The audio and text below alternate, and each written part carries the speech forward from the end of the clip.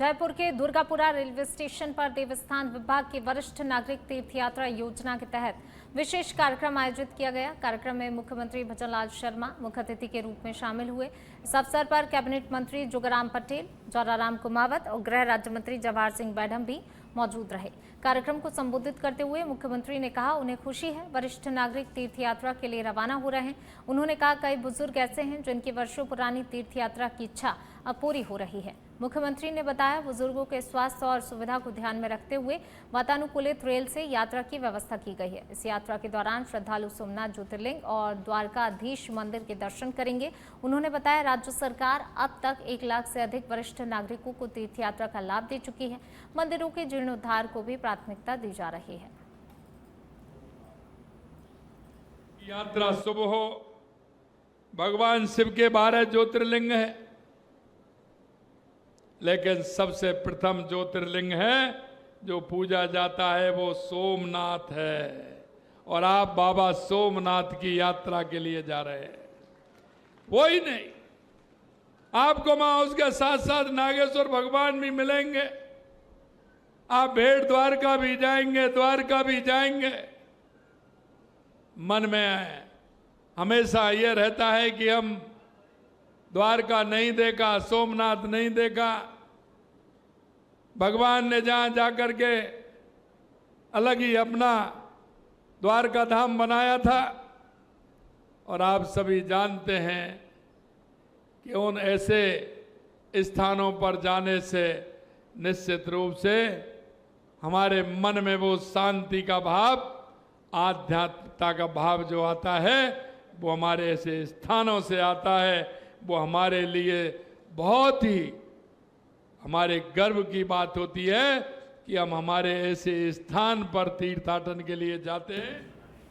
विश्व पर्यावरण दिवस के अवसर पर जयपुर स्थित कॉन्स्टिट्यूशन क्लब ऑफ राजस्थान में आयोजित राज्य स्तरीय कार्यक्रम में मुख्यमंत्री भजनलाल शर्मा ने प्रदेशवासियों से पर्यावरण संरक्षण को जन आंदोलन बनाने का आह्वान किया। मुख्यमंत्री ने कहा, बिजली और पानी की बचत, अधिक से अधिक पौधरोपण, प्लास्टिक के उपयोग में कमी, पर्यावरण अनुकूल जीवन शैली अपनाकर ही आने वाली पीढ़ियों के लिए स्वच्छ और सुरक्षित भविष्य सुनिश्चित किया जा सकता है। उन्होंने कहा, प्रकृति का संरक्षण केवल सरकार का ही नहीं बल्कि प्रत्येक नागरिक की जिम्मेदारी है। कार्यक्रम को संबोधित करते हुए मुख्यमंत्री ने बताया, राज्य सरकार मिशन हरियालो राजस्थान के माध्यम से व्यापक स्तर पर हरियाली बढ़ाने के लिए कार्य कर रही है। उन्होंने आगे कहा, एक पेड़ मां के नाम अभियान से प्रेरित होकर राज्य सरकार ने 5 वर्षों में 50 करोड़ पौधे लगाने का लक्ष्य तय किया है। अब तक करीब 19 करोड़ पौधे लगाए भी जा चुके हैं, जबकि इस वर्ष 10 करोड़ पौधरोपण का लक्ष्य रखा है।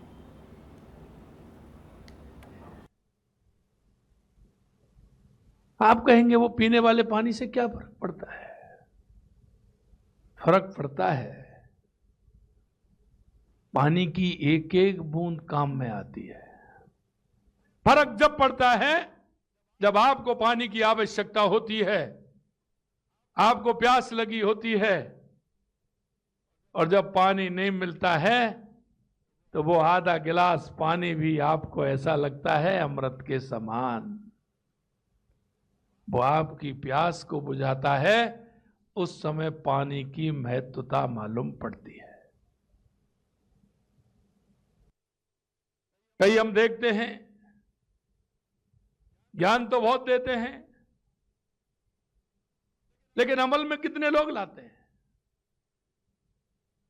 हमें उसको अमल में लाना चाहिए। आज विश्व पर्यावरण दिवस है। मैं शपथ तो नहीं दिला रहा हूं, लेकिन आपसे कहना चाहता हूं, पर्यावरण के क्षेत्र में है, जल बचाने के क्षेत्र में है, हर तरह के क्षेत्र में हमें कोई ना कोई संकल्प लेना चाहिए कि आज से मैं संकल्प लेता हूं कि इसके क्षेत्र में मैं ये काम करूंगा, या मेरे खुद के व्यवहार में चेंज लाते हुए मैं पानी की, बिजली की बचत भी करूंगा और पर्यावरण में मेरा सहयोग करूंगा।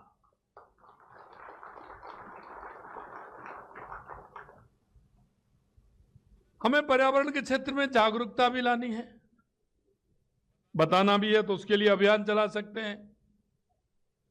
और मैं आपसे भी कहना चाहता हूं, जो मेरे अधिकारी हैं, आपके माध्यम से मैं जल के क्षेत्र में, वन के क्षेत्र में जो काम करने वाले हैं उनसे भी कहना चाहता हूं, यह जनजागरण अभियान है। आपने देखा देश के यशस्वी प्रधानमंत्री नरेंद्र मोदी जी ने 2014 में जब स्वच्छता का अभियान चलाया था, कई लोगों ने कहा कि ये क्या कर रहे हैं, प्रधानमंत्री जी के हाथ में झाड़ू है। कई तरह की टिप्पणी की गई, कई तरह के लेख लिखे गए थे, लेकिन आज आप देख रहे हो उसका कितना बड़ा प्रभाव पूरे देश के अंदर पड़ा है और हर नागरिक चाहता है कि मेरे घर में स्वच्छता रहे, मेरे मोहल्ले में स्वच्छता रहे। वो अभियान जन आंदोलन बन गया। हमें इनको जन आंदोलन बनाना है पर्यावरण को लेकर के। कैसे बन सकता है? हम प्रतिदिन ये संकल्प लें, 1-2 लोगों को, 3 लोगों को, 4 लोगों को इसके प्रति हम जागरूक भी करेंगे। प्रकृति की रक्षा के लिए लोगों को प्रेरित करना है, प्रकृति का सम्मान भी करना है और आने वाली पीढ़ी को इसके बारे में बोध भी कराना है। हमारी संस्कृति, हम प्रकृति को देव मानते हैं और मानना भी चाहिए, क्योंकि जो हम आज चल रहे हैं, हमारा जो ये शरीर है, ये हमारी उस प्रकृति की देन है। और प्रकृति की देन है तो कहा है ना, चित्त जल पावन गगन समीरा, पंच तत्व ये बना शरीरा। हमारा ये शरीर भी उस प्रकृति के द्वारा निर्मित है। ये वही 5 तत्व इसके अंदर हैं जो प्रकृति को हम संभालने का काम हमें करना चाहिए। अगर हमारे शरीर में से भी अगर कोई एक तत्व निकल जाता है तो हमारे शरीर की स्थिति क्या होगी?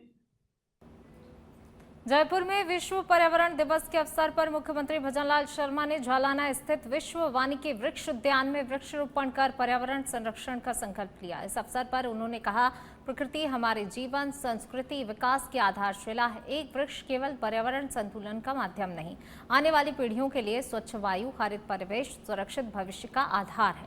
मुख्यमंत्री ने प्रदेशवासियों से अपने जीवन के महत्वपूर्ण अवसरों को वृक्षारोपण से जोड़ने और पर्यावरण संरक्षण को जन आंदोलन बनाने की अपील की है। साथ ही हरित राजस्थान और स्वच्छ भारत के निर्माण में सक्रिय भागीदारी का आह्वान भी किया। तो पर्यावरण संरक्षण का संकल्प जो है, आज देखिए कई जगह ये तस्वीरें नजर आ रही जब ये संकल्प लिया जा रहा है। इसी कड़ी में मुख्यमंत्री भजनलाल शर्मा ने भी प्रदेशवासियों से भी यहाँ पर आह्वान किया है कि देखिए आप खुद भी पर्यावरण संरक्षण करें और ना सिर्फ पौधारोपण करें बल्कि ये भी जिम्मेदारी लें कि जो आप पौधा लगा रहे हैं उनका संरक्षण भी आप कर सकें, उन पौधों की देखभाल कर सकें। झालाना स्थित विश्व वानिकी उद्यान में ये पौधारोपण किया गया, पर्यावरण संरक्षण का यहाँ संकल्प भी लिया गया। प्रदेशवासियों से भी जो है अपील की गई, वृक्षारोपण को जन आंदोलन बनाने की मुख्यमंत्री ने अपील की है। और ये लगातार अपील बार बार, चूंकि आज खास दिन है विश्व पर्यावरण दिवस से, तो ये अपील की जा रही है। लेकिन इससे पहले भी अगर हम देखें तो कई बार यहाँ पर जिक्र करते हुए मुख्यमंत्री भजनलाल शर्मा नजर भी आते हैं। तमाम प्रदेशवासियों से पौधारोपण की भी अपील करते हैं, पर्यावरण संरक्षण की भी अपील उनके माध्यम से, तमाम मंचों के माध्यम से की जाती है। तो प्रदेशवासियों से वृक्षारोपण को जन आंदोलन बनाने की अपील मुख्यमंत्री ने की है। हरित राजस्थान, स्वच्छ भारत का संदेश मुख्यमंत्री ने यहाँ पर दिया है।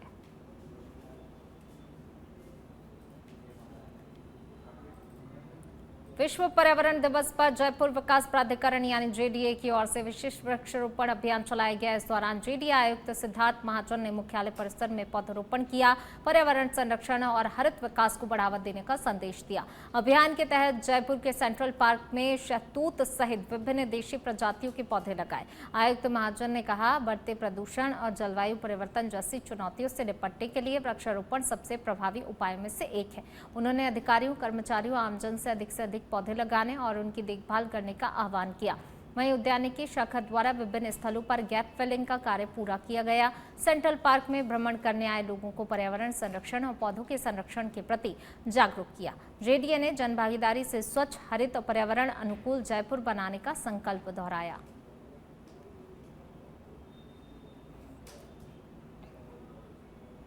विश्व पर्यावरण दिवस के अवसर पर जयपुर के नाहरगढ़ फोर्ट परिसर स्थित जयपुर वैक्स म्यूजियम में वृक्षारोपण कार्यक्रम का आयोजन किया गया। ये कार्यक्रम वैक्स म्यूजियम, नाहरगढ़ फोर्ट प्रशासन और पुरातत्व विभाग के संयुक्त तत्वाधान में संपन्न हुआ। इस दौरान लगाए गए प्रत्येक पौधे को देश की महान विभूतियों को समर्पित किया गया, जिसमें महाराजा सवाई भवानी सिंह, हरमनप्रीत कौर, हाड़ी रानी और कल्पना चावला जैसी हस्तियों के नाम शामिल रहे। इससे पहले भी सचिन तेंदुलकर और डॉक्टर एपीजे अब्दुल कलाम जैसी महान हस्तियों के नाम पर पौधारोपण किया जा चुका है। अधिकारियों ने बताया, इस पहल का उद्देश्य पर्यावरण संरक्षण के साथ प्रेरणादायक व्यक्तियों के योगदान को याद करते हुए युवाओं को जागरूक करना है। कार्यक्रम में विभिन्न विभागों के अधिकारी उपस्थित रहे। सभी ने अधिक से अधिक वृक्षारोपण कर पर्यावरण संरक्षण को बढ़ावा देने का संदेश दिया। अलवर में कथित धर्म परिवर्तन मामले में पकड़े गए आरोपी को पुलिस ने शुक्रवार को न्यायालय में पेश किया, जहां से उसे 1 दिन के पुलिस रिमांड पर भेज दिया गया। मामला गुरुवार को लाल डिग्गी के समीप तवर कॉलोनी स्थित एक मकान में कथित धर्म परिवर्तन गतिविधियों के दौरान सामने आया। वहीं आरोपी की पेशी के दौरान कोर्ट परिसर में उस समय हंगामे जैसे हालात बन गए जब पूर्व विधायक ज्ञानदेव आहूजा वहां पहुंचे। आरोप है, उन्होंने पुलिस अभिरक्षा में मौजूद आरोपी को थप्पड़ मारने का प्रयास किया। हालांकि मौके पर मौजूद पुलिस कर्मियों ने बीच बचाव करते हुए उन्हें रोक लिया। इस दौरान पूर्व विधायक आरोपी के प्रति नाराजगी जताते हुए अभद्र भाषा का प्रयोग करते भी नजर आए। घटना का वीडियो भी चर्चा में है। फिलहाल पुलिस आरोपी से पूछताछ कर मामले की जांच आगे बढ़ा रही है और पूरे प्रकरण की पड़ताल भी की जा रही है।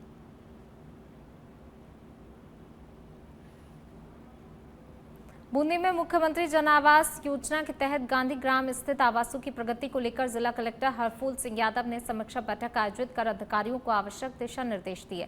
बैठक में जिला कलेक्टर ने कहा कि जिला लाभार्थियों ने पूर्ण भुगतान कर दिया है, उन्हें शेष औपचारिकताएं पूरी कर जल्द से जल्द आवास का कब्जा दिलाया जाए। वहीं उन्होंने अधूरे निर्माण कार्यों को भी प्राथमिकता के आधार पर पूरा करने और साथ ही संवेदक की जिम्मेदारी भी तय कर कार्य में तेजी लाने के निर्देश दिए हैं। वहीं जिला कलेक्टर ने NCCF के साथ समन्वय स्थापित कर कार्य योजना तैयार करने और समयबद्ध तरीके से परियोजना को पूरा करने पर भी जोर दिया है। तो वहीं उन्होंने कहा कि जिला प्रशासन का मुख्य उद्देश्य आमजन को राहत पहुंचाना है। लाभार्थियों को उनके आवास उपलब्ध कराना सर्वोच्च प्राथमिकता है। साथ ही लंबित पट्टों के प्रकरणों का शीघ्र निस्तारण करने के भी निर्देश दिए गए हैं।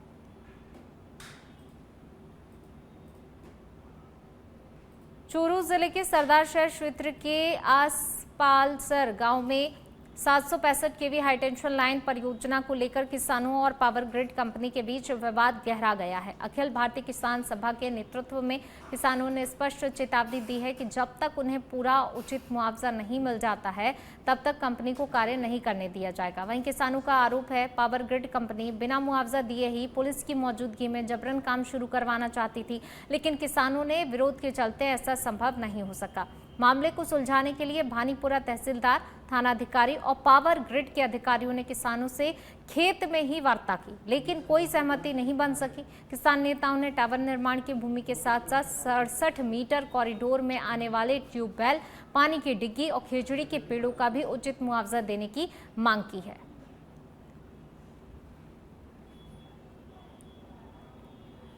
बांसवाड़ा जिले के गढ़ी प्रतापपुर क्षेत्र में नगरपालिका प्रतापपुर गढ़ी को निरस्त करने की मांग अब तेज हो गई है। ग्रामीणों और जनप्रतिनिधियों ने प्रशासन को ज्ञापन सौंपकर नगरपालिका को तत्काल प्रभाव से समाप्त करने की मांग उठाई है। ज्ञापन में आरोप लगाया गया कि नगरपालिका गठन के बाद क्षेत्र के लोगों को अनेक समस्याओं का सामना करना पड़ रहा है और आमजन पर अतिरिक्त आर्थिक बोझ पड़ गया है। ग्रामीणों का कहना है, क्षेत्र की अधिकांश आबादी कृषक और आदिवासी वर्ग से जुड़ी है, जो वर्षों से खेती बाड़ी का जीवन यापन कर रही है। उन्होंने आरोप लगाया, नगरपालिका बनने के बाद भूमि संबंधी प्रक्रियाएं जटिल हो गई हैं। पट्टा जारी करने में भी परेशानियां आ रही हैं।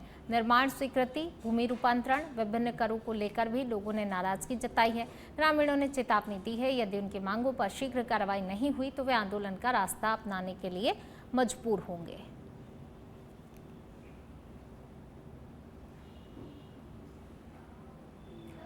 बांसवाड़ा में राष्ट्रीय पशुपालक संघ, डीएनटी संघर्ष समिति और मूल ओबीसी महापंचायत के संयुक्त तत्वाधान में जेल भरो आंदोलन आयोजित किया गया। बड़ी संख्या में समाज के लोग रैली के रूप में कलेक्ट्रेट पहुंचे और अपनी विभिन्न मांगों को लेकर प्रदर्शन किया। इस दौरान प्रदर्शनकारियों ने मुख्यमंत्री के नाम ज्ञापन सौंपकर समस्याओं के समाधान की मांग की। डीएनटी संघर्ष समिति के अध्यक्ष लालजी रायका ने बताया, समाज की 11 सूत्रीय मांगों में डीएनटी समुदाय को अलग से 10% आरक्षण देने की मांग प्रमुख है। उन्होंने कहा, आंदोलन प्रदेश के सभी जिलों का पहुंचाया जाएगा और आगामी 1 जुलाई को जयपुर में महापड़ाव आयोजित किया जाएगा। वहीं प्रदर्शनकारियों ने मुख्यमंत्री स्तर पर वार्ता, मांगों के समाधान के लिए स्पष्ट रोड मैप और वार्ता की तिथि घोषित करने की मांग उठाई है। आंदोलन के दौरान आरक्षण, राजनीतिक भागीदारी, शिक्षा, रोजगार, भूमि अधिकारों जैसे मुद्दों को भी प्रमुखता से उठाया है। अधिकार न्याय की लड़ाई लड़ने आए हैं। हम संवैधानिक रूप से चाहते हैं कि हमें भी देश के हर नागरिक के, प्रत्येक परिवार को हर नागरिक की तरह समान अधिकार मिले, समान अवसर प्रदान किए जाए। लेकिन आज हम देखते हैं विमुक्त घुमंतु, अर्ध घुमंतु जाति, कहीं कहीं पर लोगों के पट्टे नहीं है, घर नहीं है, पढ़ने के लिए अच्छी व्यवस्थाएं नहीं है और ऐसी परिस्थितियों में बच्चे पढ़ लिख लिए सब कुछ, लेकिन उनके अवसर का अभाव है, कोई आगे बढ़ने का कोई महत्व वो भी नहीं है। तो हम बस राजस्थान सरकार से यही निवेदन करना चाहते हैं कि हमें विकास की मुख्य धारा से जोड़ने का प्रयास कीजिए, हमारा दुख समझिए। हमारा बलिदान और इतिहास तो बहुत बड़ा है। ये हमारा 20वां आंदोलन है, लेकिन हम इसी तपती धूप में हम ऐसे आंदोलन करते आ रहे हैं। जैसलमेर से स्टार्ट हुआ है, आज हमारा बांसवाड़ा में है और अभी तक सरकार का कोई मैसेज नहीं मिला है कि भाई हम सरकार की तरफ से कोई मैसेज नहीं मिला है कि आप ये आंदोलन ख़त्म कर दो, आपको हम लिखित में दे देते हैं। अब जब तक हमारे को सरकार ये लिखित में नहीं देंगे, जब तक हम हार मानने वाले नहीं हैं और ऐसे ही हम आंदोलन करते रहेंगे और हमारी टीम मजबूत और सरकार हमारी टीम को मजबूत कर रही है, हम हार मानने वाले नहीं हैं। और सरकार से यही कहना चाहती हूँ, या तो हमारा हक अधिकार मुझे दे दो, हमारा जो बंटवारा है, हमारा बंट मुझे में दे दो, नहीं तो हम ऐसे ही आंदोलन करते रहेंगे। और जितनी भी हमारे 32-53 जातियाँ हैं, हमारे सब साथ में हैं, हम साथ में ये लड़ाई लड़ेंगे। नहीं तो हम 1 जुलाई को, ये आर पार की लड़ाई है, 1 जुलाई को हम जयपुर महापड़ाव करेंगे और सरकार से हम ये हमारा हक अधिकार लेके रहेंगे। और नहीं तो हम लाठीचार्ज भी वो करेंगे, तो हम लाठी भी खाएंगे, हम जेल भी जाएंगे, लेकिन हमारा हक अधिकार हम लेके रहेंगे। कोटा जिले के सांगो क्षेत्र में कोटा ग्रामीण पुलिस अधीक्षक सुजीत शंकर ने जनसुनवाई कार्यक्रम के तहत देवली, मांझी और बपावर थाना क्षेत्र के लोगों की समस्याएं सुनी। इस दौरान क्षेत्र के पीड़ित और आमजन अपनी शिकायतें लेकर पहुंचे, सीधे पुलिस अधीक्षक के समक्ष अपनी बात रखी। जनसुनवाई के दौरान प्राप्त शिकायतों पर पुलिस अधीक्षक ने संबंधित अधिकारियों को दिशा निर्देश दिए। उन्होंने बताया, आमजन अपनी शिकायतें व्हाट्सएप के माध्यम से सीधे पुलिस अधीक्षक कार्यालय तक पहुंचा सकते हैं। इस अवसर पर सुजीत शंकर ने लोगों को साइबर ठगी से बचाव के उपायों की जानकारी देते हुए संदिग्ध गतिविधियों की सूचना पुलिस को देने की अपील की। उन्होंने कहा, पुलिस और जनता के सहयोग से अपराधों पर प्रभावी नियंत्रण संभव है। वहीं बपावर थाना प्रभारी सुरेश कुमार मीणा ने भी लोगों को भरोसा दिलाया, पुलिस हर परिस्थिति में आमजन के साथ खड़ी है, उनकी सुरक्षा के लिए प्रतिबद्ध है।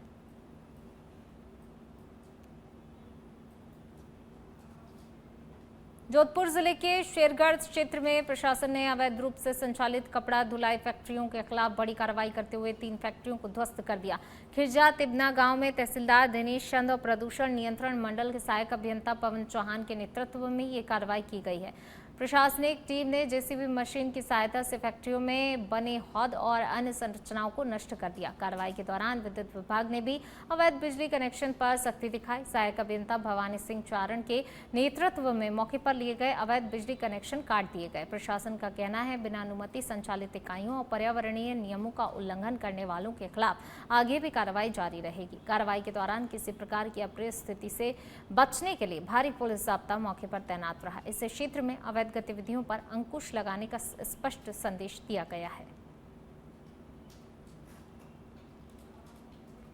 भरतपुर से बड़ी खबर। अपराध शाखा के अतिरिक्त पुलिस महानिदेशक विपिन कुमार पांडे वार्षिक निरीक्षण के तहत भरतपुर पहुंचे।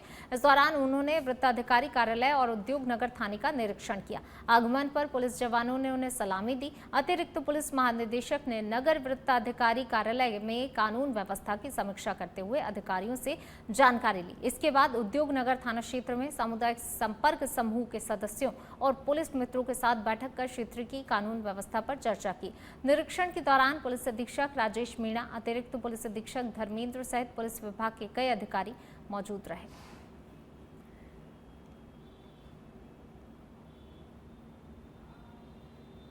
मासवाड़ा में अपराध नियंत्रण और कानून व्यवस्था को और अधिक प्रभावी बनाने के उद्देश्य से उदयपुर रेंज के पुलिस महानिरीक्षक गौरव श्रीवास्तव ने पुलिस लाइन सभागार में विस्तृत क्राइम कंट्रोल बैठक ली।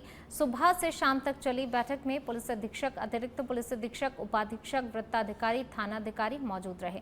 बैठक में पुलिस महानिरीक्षक ने पुलिस मुख्यालय और पुलिस महानिदेशक के निर्देशों की सख्ती से पालना सुनिश्चित करने पर जोर दिया।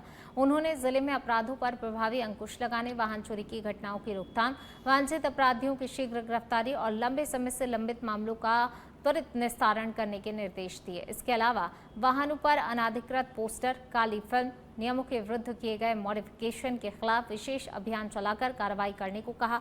बैठक के बाद पुलिस महानिरीक्षक ने पुलिस अधीक्षक कार्यालय पहुंचकर प्रशासनिक और कानून व्यवस्था से जुड़े विभिन्न मामलों की समीक्षा की।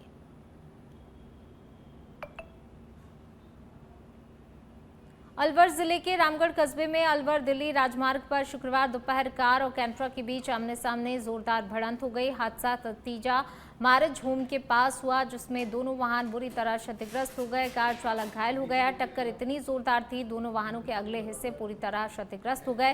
दुर्घटना की आवाज सुनकर आसपास के लोग मौके पर पहुंचे। घायल चालक को वाहन से बाहर निकालकर रामगढ़ अस्पताल पहुंचाया। प्राथमिक उपचार के दौरान चालक ने पसलियों में दर्द की शिकायत की, जिसके बाद उससे बेहतर उपचार के लिए अलवर के लिए रेफर कर दिया गया। वहीं हादसे के बाद कैंटर चालक मौके से फरार हो गया। सूचना पर पुलिस मौके पर पहुंची और क्रेन की सहायता से क्षतिग्रस्त वाहनों को हटाकर यातायात बहाल कराया। घायल चालक की पहचान हरियाणा निवासी इलियास पुत्र अब्दुल गफूर के रूप में हुई है। पुलिस मामले की जांच में जुटी है।